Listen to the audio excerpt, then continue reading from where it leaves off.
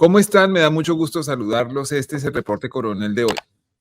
El constitucionalista Rodrigo Primi es una de las voces jurídicas más respetadas de Colombia. Como académico, como investigador del Centro de Estudios de Justicia y como magistrado auxiliar de la Corte Constitucional, ha hecho muy importantes aportes al desarrollo de la Carta Política. La más reciente columna del profesor Uprimni en El Espectador se titula Los falsos positivos, la JEP y Uribe. Allí dice que los casos de falsos positivos en Colombia, que fueron más de 6.400, duplicaron los asesinatos y desapariciones cometidos durante los 17 años de la dictadura de Augusto Pinochet en Chile. La respuesta del expresidente Uribe hasta ahora ha sido que fue engañado. Frente a esto, la columna del doctor Uprimni plantea la posible responsabilidad de mando del señor expresidente Uribe porque cumple con los 3 requisitos para que así sea declarado por el derecho internacional. Primero, que Álvaro Uribe tenía mando efectivo sobre la fuerza pública. Segundo, que tenía información disponible sobre la ocurrencia de estos crímenes.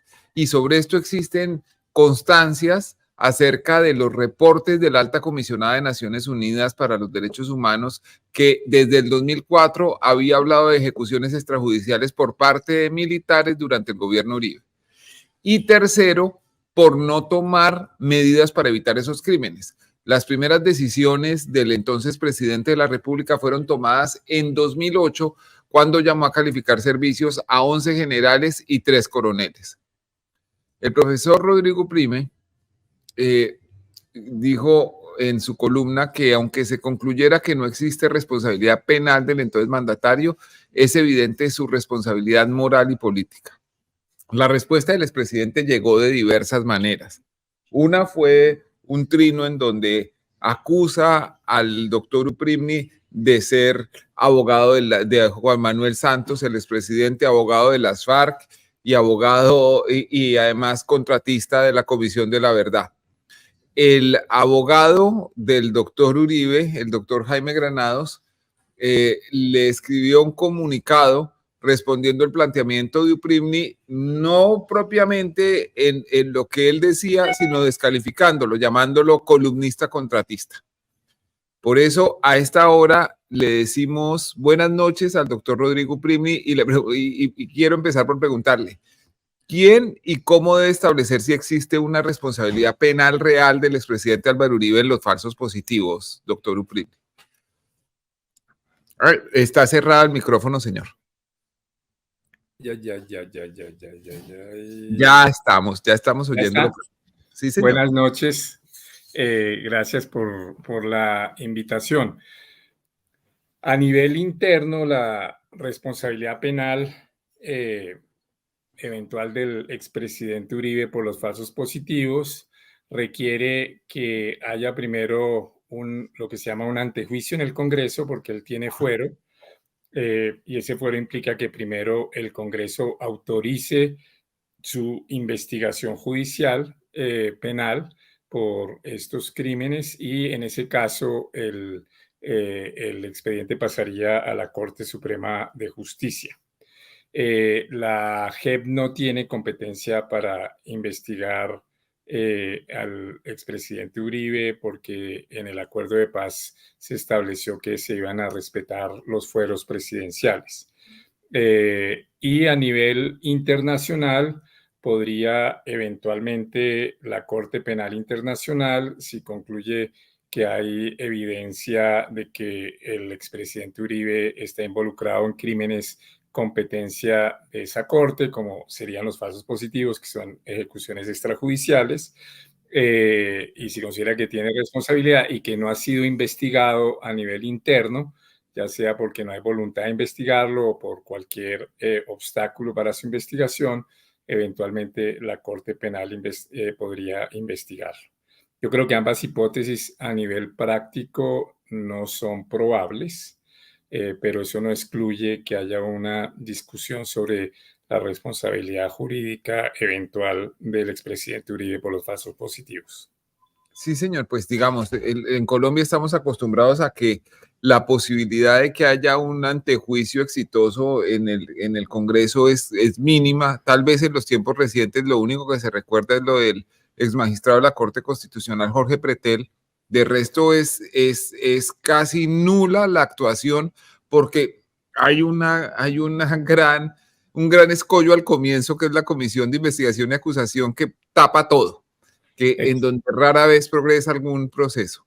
Exacto, sí. Por eso yo en algunos artículos he propuesto que, que se podría hacer una reforma legal simple que ayudaría a que haya menos impunidad en esos casos. La reforma legal simple que yo propongo es que como la comisión de acusaciones no tiene rango constitucional sino legal, está únicamente por el Congreso, entonces por una reforma legal del reglamento del Congreso se estableciera que en vez de una comisión de acusaciones como la que hay, hubiera como una especie de comisión jurídica integrada por juristas independientes y que ésta se encargue de, en esos casos en donde hay suficiente evidencia, de sustentar el caso y ahí presentarlo a la plenaria de la Cámara de Representantes. Eso permitiría un poco, yo creo, avanzar para que esos casos no queden en la impunidad. No lo resuelve todo, pero yo creo que sería un avance. Ok, doctor Uprimni, el expresidente Uribe ha puesto un trino en donde dice que usted ha sido abogado del expresidente Juan Manuel Santos y de las FARC. ¿Es eso cierto? No, ninguna de las dos afirmaciones del expresidente Uribe es cierta. Yo no he sido nunca abogado de las FARC, ni he sido nunca abogado del expresidente Santos. Eh, por eso, digamos, le planteé que debía rectificar por esos hechos falsos que buscan desviar la atención del análisis que yo hago en mi columna. Además, el doctor Jaime Granados publicó este comunicado del que hablábamos hace un momento, en donde dice que usted ha tenido contratos con el Estado y que eso le impide manifestarse sobre ese tema. ¿Cuáles son esos contratos que usted o de justicia, el centro de estudios del cual usted es investigador, han tenido?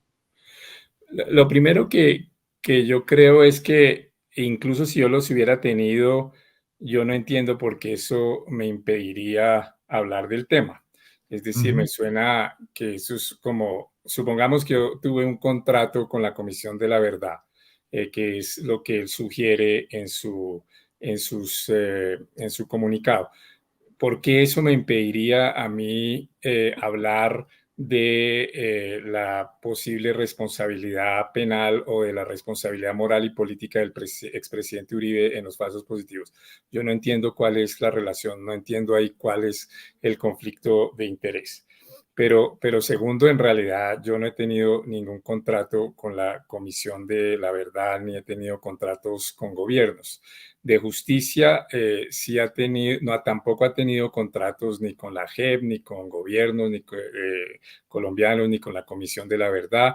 De justicia sí ha recibido, como muchas otras organizaciones de la sociedad civil, financiación de entidades internacionales como Porticus para apoyar la labor de la Comisión de la Verdad y participó en algunas labores de apoyo de la Comisión de la Verdad.